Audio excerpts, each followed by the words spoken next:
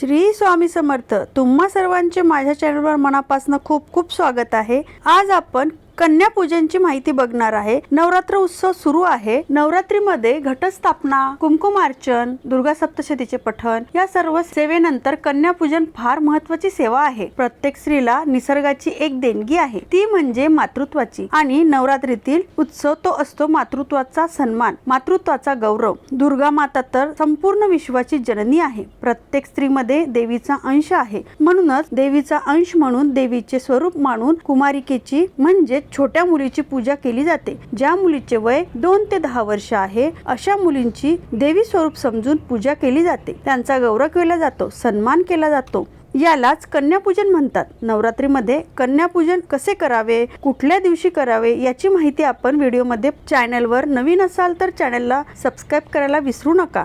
ज्यांच्याकडे घटक स्थापना नाही त्यांनीही कन्यापूजन करावे। कन्यापूजन ही देवी मातेची सेवा आहे। आपल्या घरी घटस्थापना होत नसेल तर आपल्या घरी कन्या बोलवून त्यांना देवी स्वरूप समजून नवरात्रीमध्ये त्यांचे पूजन करावे। कन्यापूजनसाठी ज्या कुमारिकांना बोलवणार आहात त्यांचे वय असावं 2 ते 10 वर्ष पर्यंत। 10 वर्षापेक्षा मोठ्या मुलींनी पूजेसाठी चालत नाही। त्याचं कारण असे आहे, 10 वर्षानंतर त्यांच्यामध्ये रजोगुण होतात, म्हणून सात्विक गुणाच्या कन्या म्हणून 10 वर्षापेक्षा लहान कन्या आपल्याला घरी बोलवून पूजा केली जाते। कन्या पूजनाचे महत्त्व काय आहे? कुमारिकेमध्ये देवीचा अंश असतो। साक्षात देवीचे स्वरूप मानून पूजा केल्याने आपल्या घरामधील लोकांचं आरोग्य चांगलं राहतं, सुख समृद्धी नांदते, दारिद्र्य नाहीसं होतं, आपल्याला प्रत्येक कामात यश प्राप्त होते, घरातील कलह नाहीसे होतात, आपल्या सर्व चांगल्या मनोकामना पूर्ण होतात, कारण आपण साक्षात देवीची सेवा करत असतो।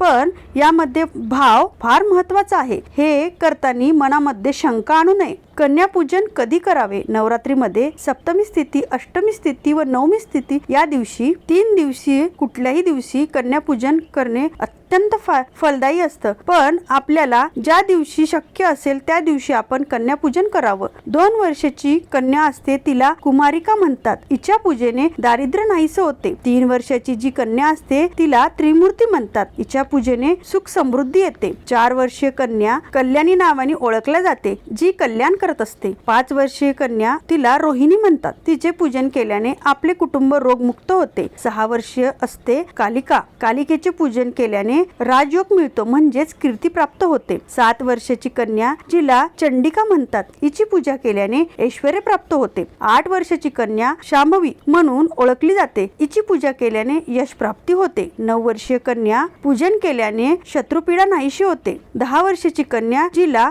सुभद्रा म्हणतात, हिच्या पूजेने इच्छा मनोकामना पूर्ण होतात। कन्या पूजनासोबत एक बटुक भैरव म्हणून मुलाला बोलून पूजा केल्याशिवाय कन्या पूजनाची विधी पूर्ण होत नाही। या मागील कथा अशी आहे, ज्या वेळेला भगवान शंकर स्वतः पृथ्वीवर आले, त्यांनी शक्तिपीठाची स्थापना केली। ज्या ज्या ठिकाणी सतीचे अंश पडले होते त्या ठिकाणी भगवंतानी शंकरांनी पीठ स्थापित केले आणि महादेवानी प्रत्येक दरबारामध्ये आपलं स्वरूप भैरव रूपात त्या ठिकाणी तैनात केलं। म्हणूनच भैरवाची पूजा केल्याशिवाय देवीची पूजा अपूर्ण राहते। कन्यापूजनामध्ये बटुक भैरवाची पूजा केली जाते। कन्यापूजन सकाळ संध्याकाळ आपल्या वेळेनुसार करावे। घर स्वच्छ करावं, घर स्वच्छ असावं असे समजावे, देवीच आपल्याकडे येणार आहे। लहान मुलींना घरात घेताना घंटानाद करावा, आसनावर बसवावं, पाय धुवावे, पायाला हळदी कुंकू लावावे, कपाळालाही हळदी कुंकू लावावे व त्यांना भेटवस्तू द्यावी, जसे की गजरा, रुमाल, दक्षिणा द्यावी व दर्शन घ्यावे व मायेने